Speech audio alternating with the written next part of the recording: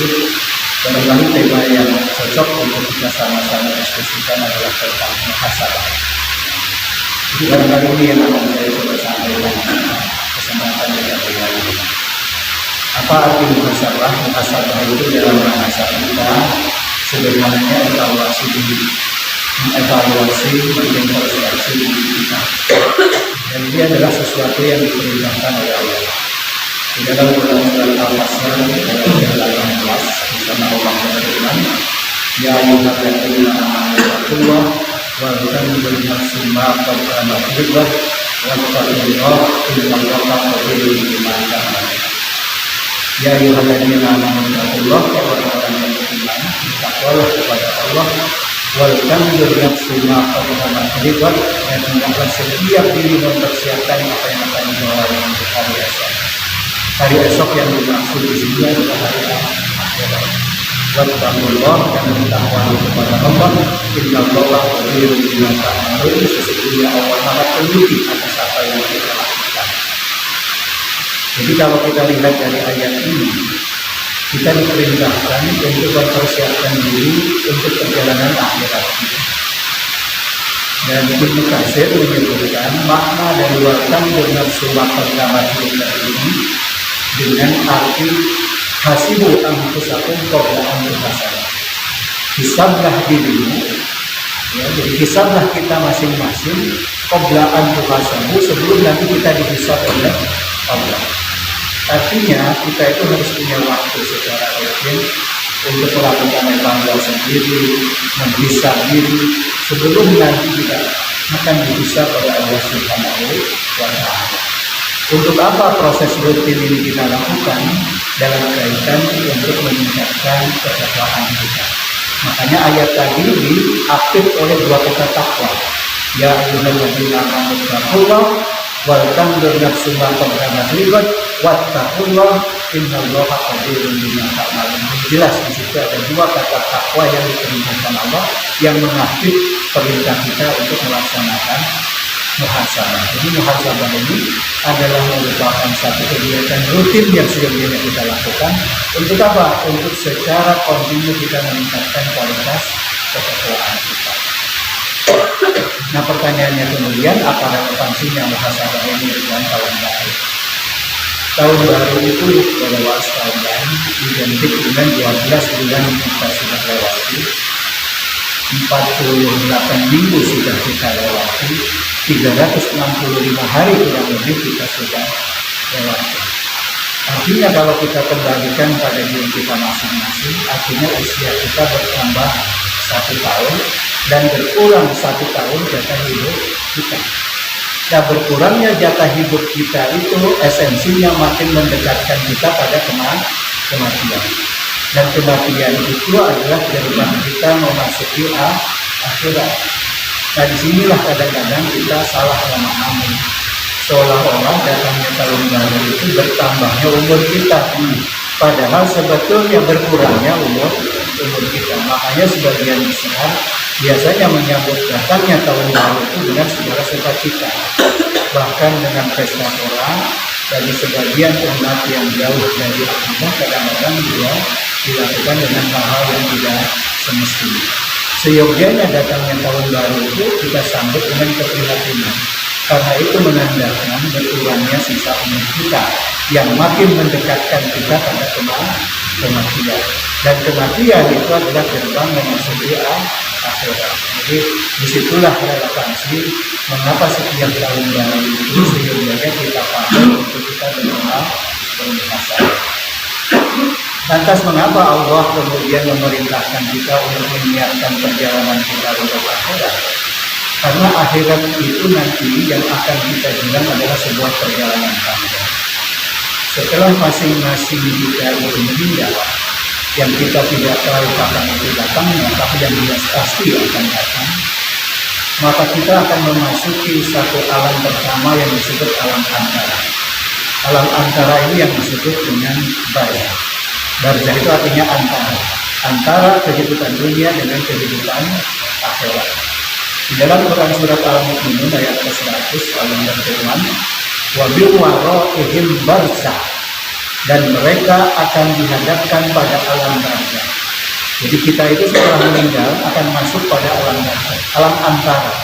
Dan di situ kita menunggu apa? Menunggu datangnya yaumul ba'ats, ila yaumil hashr, sampai kita kemudian dibangkitkan Allah kembali dalam hari berbangkit. Jadi ketika manusia pertama Nabi Adam beserta dengan umatnya sampai dengan manusia terakhir Nabi meninggal, semuanya akan masuk terlebih dahulu di alam barzakh, kecuali mereka yang mati syahid. Yang mati syahid mereka tidak meninggal, Allah mengatakan, tapi mereka hidup di sisi Tuhan mereka. Jadi mereka yang meninggal biasa mereka akan masuk barzakh. Sampai kapan? Ila yaumil hashr, sampai kemudian kita dibangkitkan kembali. Setelah dibangkitkan, kemana kita akan berjalan? Kita akan berjalan dari barzakh menuju akhirat. Nah, akhirat itu diawali dari hari berbangkit. Setelah berbangkit, maka kita akan dikumpulkan dalam satu tempat yang disebut dengan mahsyar.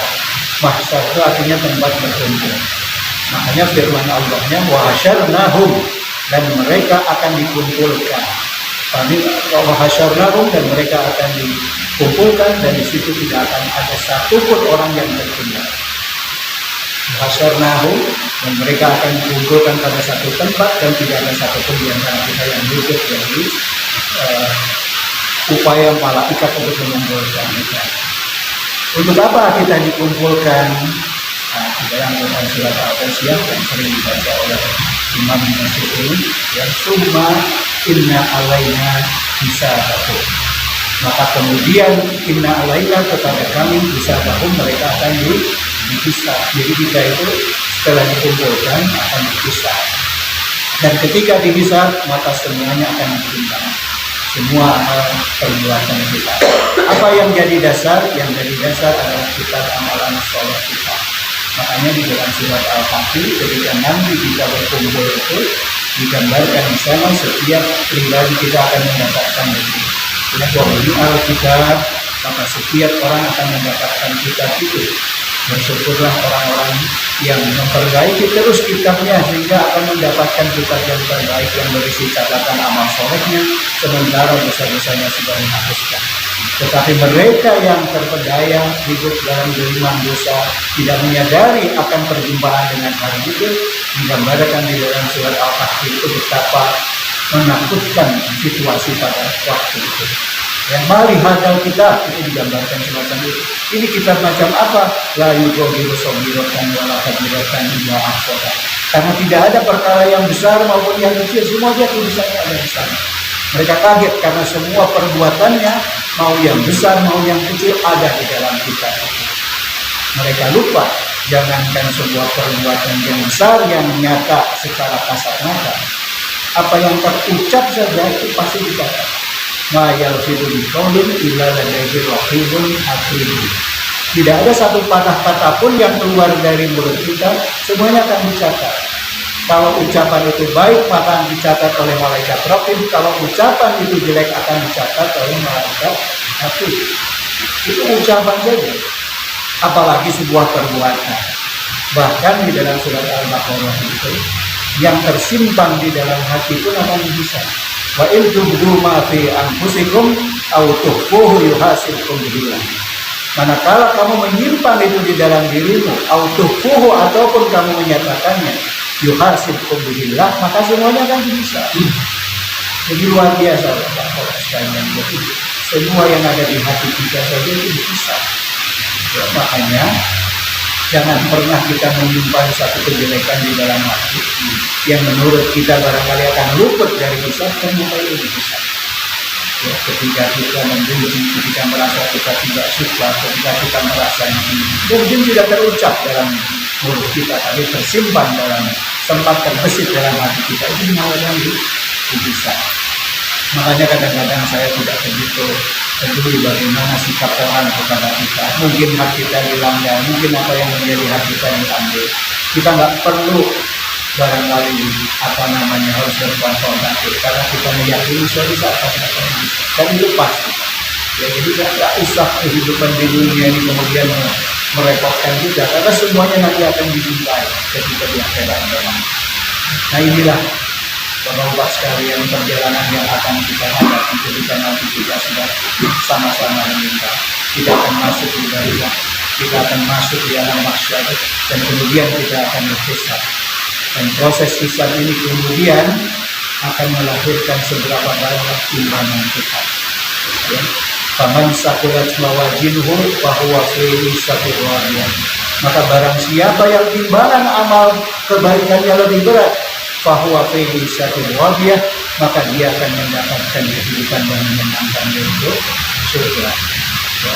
Waman khaffat mawazinuhu fa ummuhu hawiyah. Dan barang siapa yang timbangan amal solehnya ringan, fa ummuhu hawiyah, maka dia akan mendapatkan neraka hawiyah. Inilah yang disebut dengan yaumul jazaa, hari di mana setiap orang akan mendapatkan balasan. Yang baik akan mendapatkan balasan baik, yang jahat akan mendapatkan jahat. Inilah Bapak-bapak sekalian yang diingatkan Allah, mengapa kita harus mempersiapkan diri supaya kita tidak termasuk orang yang kaget ketika mendapatkan kitab kita, supaya kita tidak termasuk orang-orang yang mendapatkan balasan karena amal soleh kita terlalu ringan dibandingkan dengan dosa-dosa kita. Makanya itulah pentingnya kita melaksanakan muhasabah. Nah, apa yang harus kita introspeksi atau yang harus kita perbaiki? Tentu kita patut bersyukur bahwasanya hari ini kita masih punya umur, kita masih diberikan oleh kesempatan untuk melakukan perbaikan. Yang pertama, perbaikilah kitab-kitab di masa lalu kita. Kita tidak mungkin meninggalkan kebaikan di masa lalu kita, karena itu sudah dicatat. Tetapi syukurnya apa yang tertulis sebagai dosa kita, apa yang tertulis sebagai kesalahan kita bisa diampuni oleh Allah sekalian. Inilah yang harus kita lakukan.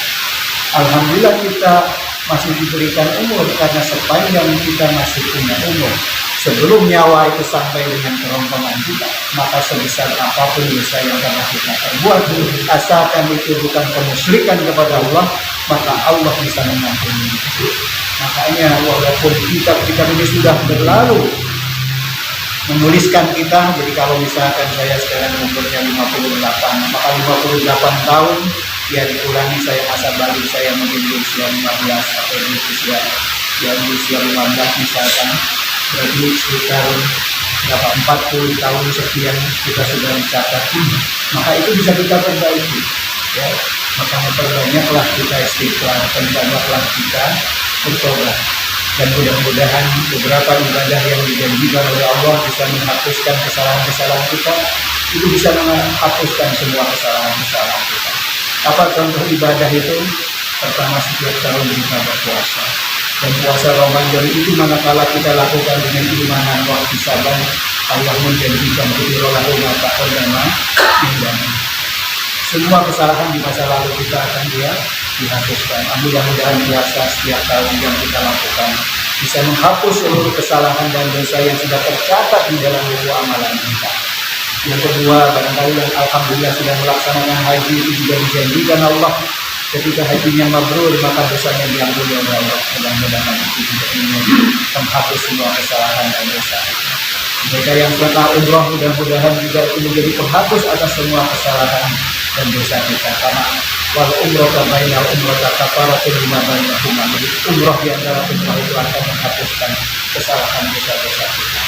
Nah, inilah yang barangkali pertama yang harus kita lakukan dalam muhasabah.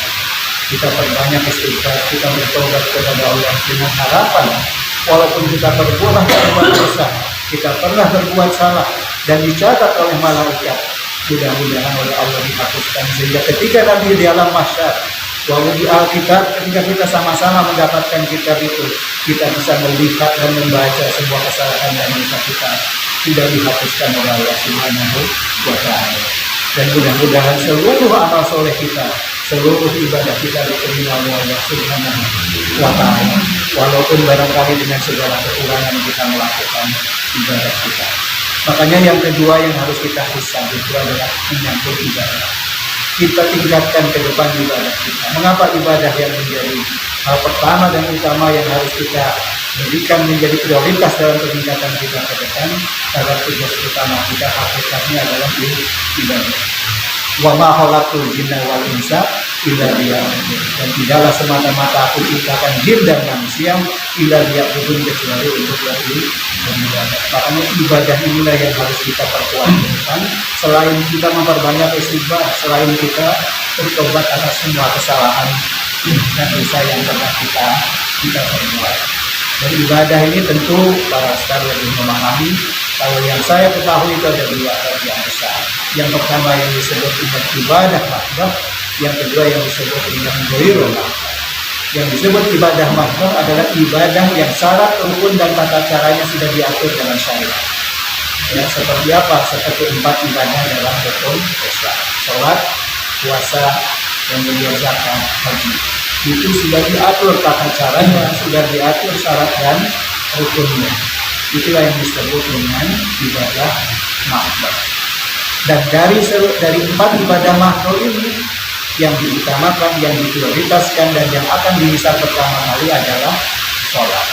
Dalam hadis riwayat Tirmidzi disebutkan bahwa dari seluruh amal ibadah manusia di hari kiamat, yang dihisab pertama kali itu adalah sholat. Ketika sholatnya beres, maka insya Allah hisab untuk amalan yang lain akan beres. Tetapi begitu sholat kita tidak beres, maka kemudian amalan-amalan yang lain dipastikan akan bermasalah. Makanya di dalam hadis itu sampai kemudian Allah memerintahkan, ketika melihat hambanya ada masalah dengan sholat wajibnya, maka Allah perintahkan kepada malaikat coba lihat ada nggak sholat sunat. Sholat sunat itulah yang nanti akan menutupi kekurangan dari sholat wajib kita. Makanya bahwa sekalian ketika kita sholat wajib, kita perbanyak sholat sunat. Itu insya Allah akan menutup kekurangan kita. Karena sudah pasti kita sholat banyak kurang, sudah pasti kita tidak khusyuk. Barangkali juga kita tidak bisa melaksanakan setiap waktu berjamaah. Barangkali juga kita tidak setiap waktu sholat di awal waktu. Ya, jadi banyak kekurangan dari ibadah sholat wajib kita. Makanya kita kita kompensasi, kita tambahkan dengan sholat sunnah. Begitupun pula dengan ibadah-ibadah yang lain. Ya, ketika kita barangkali mengeluarkan zakat, boleh jadi zakat yang kita keluarkan tidak sebesar yang seharusnya, ada kurangnya. Makanya kemudian kita tambah, kita kompensasi dengan sedekah, kita kompensasi dengan infak. Begitupun pula dengan puasa kita di bulan Ramadan. Boleh jadi ketika kita puasa maka kita tidak berpuasa, tapi kita tidak berpuasa, mulut kita tidak ikut berpuasa, maka kemudian kita kompensasi puasa wajib kita dengan puasa-puasa sunnah. Jadi puasa-puasa sunnah, ibadah-ibadah mahdoh yang sifatnya sunnah, inilah yang kita upayakan sebagai kompensasi atas kekurangan dari ibadah-ibadah kita yang lain.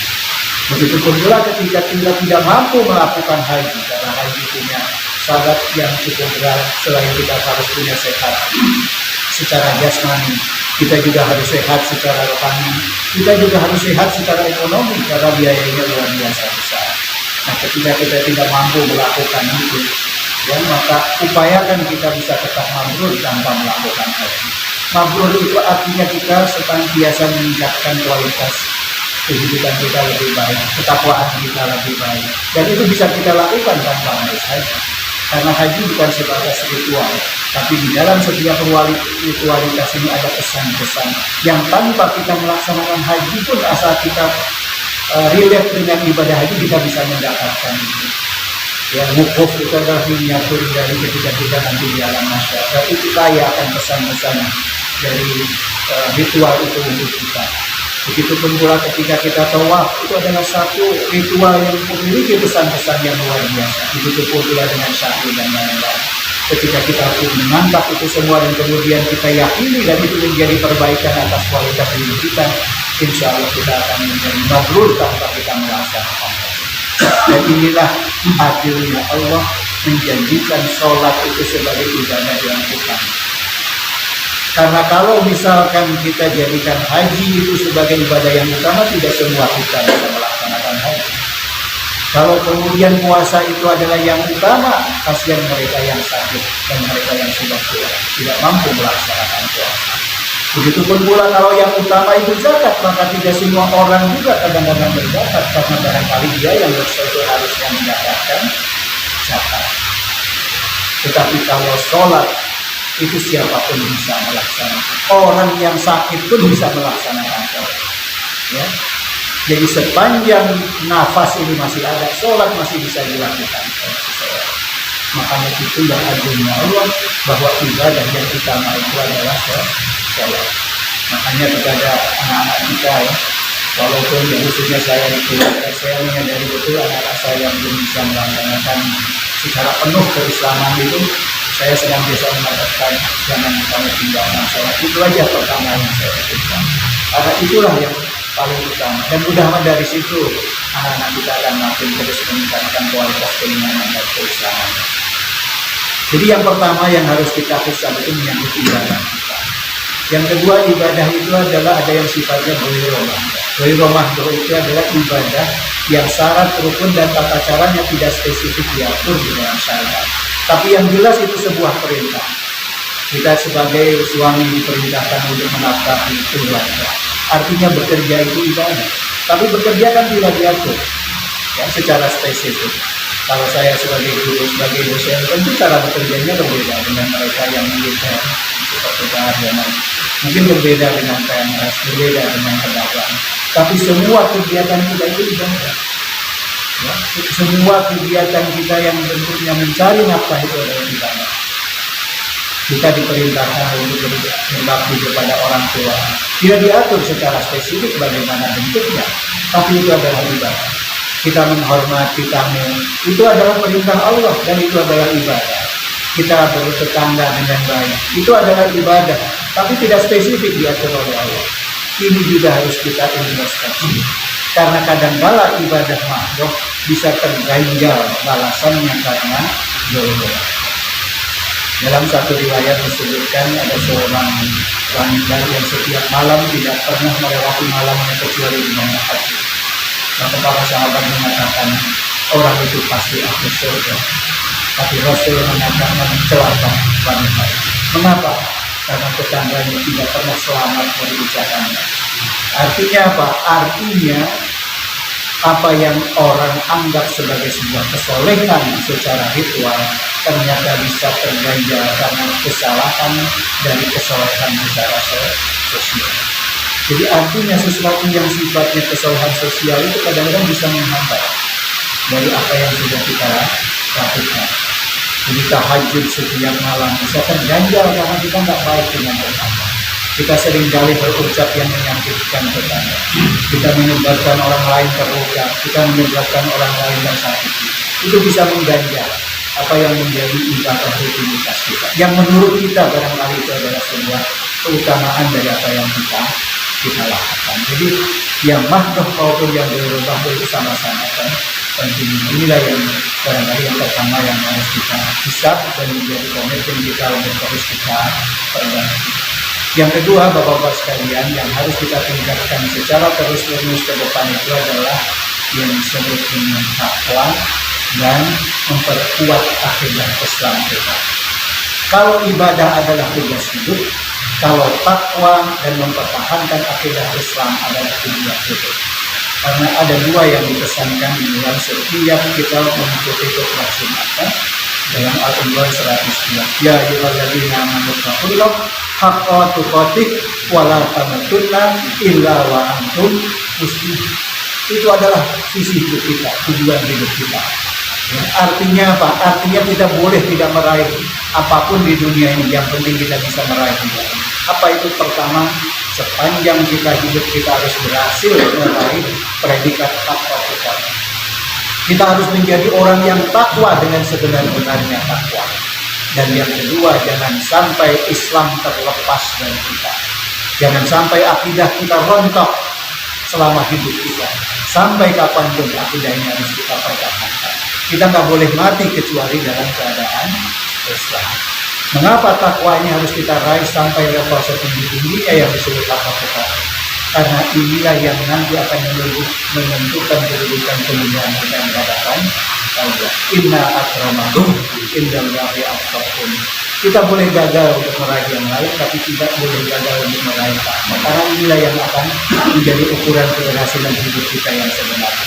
Inilah yang akan menjadi ukuran tolak ukur kemuliaan kita di hadapan Allah kelak di akhirat. Makin tinggi ketakwaan kita, makin tinggi kemuliaan kita. Makanya takwa harus terus kita tinggalkan.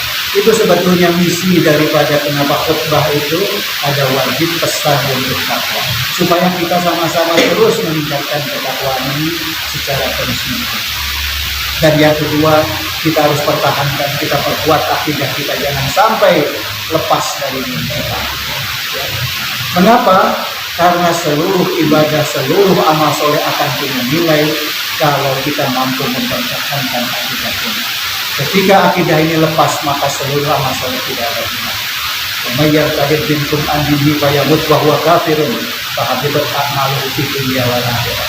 Barang siapa orang yang murtad dari agamanya, fayamut bahwa kafirun, dan kemudian mati dalam keadaan kafir, fahabitat a'maluhu fid dunya wal akhirah, maka amalnya tidak ada gunanya di dunia dan di akhirat. Inilah yang menjadi hal utama yang harus kita perhatikan dan melakukan. Kita punya istri, punya anak, jangan sampai anak kita salah pergaulan, mendapatkan pasangan yang bukan seagama, lantas kemudian diajak bertemu. Alhamdulillah, semua amalannya akan hilang di dunia dan di akhirat, dan itu akan jadi hisab yang paling berat untuk kita para orang tuanya. Ini pesan saya barangkali sesama kita ayah dan punya anak, jangan sampai anak kita punya pasangan yang di luar agama kita dan kemudian terajak ke agama mereka. Syukur-syukur kalau itu terjadi bisa kita bawa ke agama kita. Tapi kalau tidak, cegah anak kita jangan sampai, karena itu bisa menjadi potensi bersinggah ke agama lain. Ini yang menjadi hal yang penting harus kita perhatikan. Satu, takwa; dua, perkuat kita besar. Yang terakhir yang harus kita pesan ini adalah menyangkut sisa umur kita. Umur ini tidak ada yang tahu kapan kita akan dipanggil, yang jelas pasti akan datang. Dan realitasnya bisa kita lihat, bapak kita sudah tidak ada, atau sudah tidak ada. Teman kita yang kemarin jauh juga sebagian sudah tidak ada. Tetangga yang dulu barangkali tidak ikut sholat ini sebagian sudah tidak ada. Dan boleh jadi suatu saat entah kapan itu pasti kita juga akan menyerah. Nah, inilah yang harus kita sadari. Waktu ini tidak tahu kapan akhirnya, oleh karena itu manfaatkan waktu sisa kita dengan sebaik-baiknya. Dan kadang kita tidak menyadari itu, dan umumnya orang tidak menyadari pentingnya waktu. Makanya disebutkan dunia insan ala khusrun, sebagian besar manusia itu dalam keadaan rugi karena dia melewatkan waktunya begitu saja. Kecuali mereka yang beriman, beramal soleh, dan saling menasehati dengan kebaikan dan kesabaran semacam. Maka itulah yang disebut orang-orang yang beruntung. Padahal Allah memberikan penegasan dan memberikan contoh betapa pentingnya waktu. Karena Allah berkali-kali menggunakan waktu sebagai janji dan menjadi nama syurat di dalam Al-Quran. Kalau tidak salah ada 4 di sana Allah berjanji. Wadduha, demi waktu duha. Wal as, demi waktu asar. Wal lail, demi waktu malam. Wal fajr, demi waktu fajar. Dan itu semua menjadi nama syurat. Al-duha, al-asar, al-lail, al-fajr. Itu menunjukkan bahwa waktu itu luar biasa, harus kita jaga dan harus kita manfaatkan sebaik-baiknya. Tapi kadang-kadang kita tidak merasa bahwa waktu berlalu itu rasanya tidak ada yang hilang dari kita. Berbeda kalau kemudian uang yang hilang, ya, maka kemudian kita merasa stres, kita merasa sedih, merasa prihatin. Tapi ketika waktu itu berlalu, jarang di antara kita yang merasa sedih. Padahal justru waktu adalah karunia Allah yang luar biasa. Makanya mulai sekarang manfaatkan waktu ini dengan sebaik-baiknya. Bahkan Rasul itu secara spesifik menyebutkan, kan, ada 5 masa yang harus kita gunakan sebelum datang 5 masa yang baik. Yang pertama adalah umur kita. Gunakan masa hidupmu sebelum datang masa mati. Kita nggak mungkin akan hidup selamanya, tapi suatu saat kita akan mati, dan manfaatkan usia kita selama kita hidup. Hidup pun tidak selamanya kita sehat, ya, maka gunakan masa sehatmu sebelum datang masa sakitmu. Gunakan masa mudamu sebelum datang masa tua.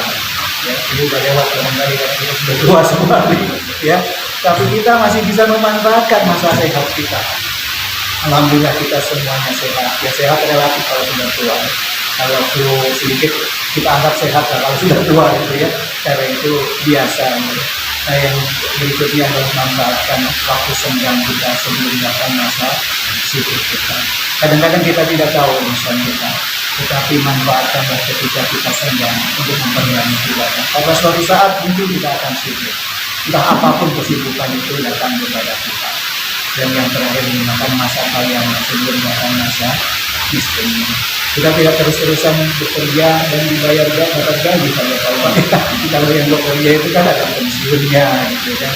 Yang penting saya akan diuntungkan akan dulu pensiunnya berapa jam, tapi tidak pasti akan pensiun. Waktu sudah pensiun kan kita ya Pak, yang melihat kantong kita agak tipis gitu, makanya ketika masih bekerja kita masih aktif, kita masih punya penghasilan secara rutin. Di situ memanfaatkan kekayaan kita sebelum datang masa kemiskinan atau kurangnya pemasukan atau pendapatan kita. Nah, inilah barangkali beberapa sekalian yang bisa saya sampaikan sebagai bagian dari upaya kita mensikapi datangnya tahun baru. Tidak bisa disikapi dengan penuh sukacita, tapi kita sikapi dengan segala keprihatinan. Kita mensikapi dengan cara kita melakukan evaluasi diri atas semua yang pernah kita lakukan. Kita terbanyak istighfar, kita bertobat atas semua kesalahan, dan yakinkan di dalam diri kita, jadikan sebuah komitmen ke depan bahwa kita akan memperbaiki ibadah kita, akan terus meningkatkan kualitas ketakwaan kita, dan kita akan sama-sama jaga akidah Islam tidak pantang lepas dari diri kita, dari istri keluarga kita, dari semua orang di sekitar kita. Mudah-mudahan kita bukan hanya berkumpul hari ini di dunia ini saja, tapi mudah-mudahan kita juga nanti akan berkumpul di sana di surga. Mungkin ini yang bisa saya sampaikan. Mohon maaf kalau ada kekurangan. Assalamualaikum warahmatullahi wabarakatuh.